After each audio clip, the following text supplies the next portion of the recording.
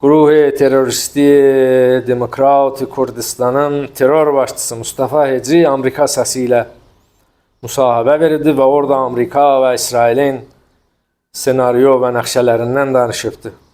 Və orada belə deyir ki, biz Tehranı yox, bəlkə Urmiyanı almaq istəyirik.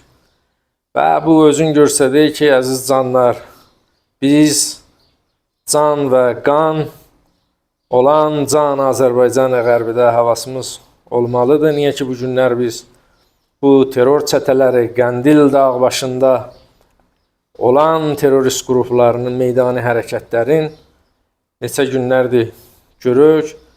Pavədə, Banədə, Piranşəhərdə, Məhabadda və çoxlu yerlərdə bizim can əzizlərimiz mərzbanlarımızdan şəhid eləyiblər və havasımız olmalıdır. Və bir nüktəni də axırda deməliyik ki, nə Şimizlənisi, nə Simitkosu, nə Qasimlusu heç birisi heç bir qələt darta bilmədilər. Bunlar da heç bir qələt eləyə bilməzlər.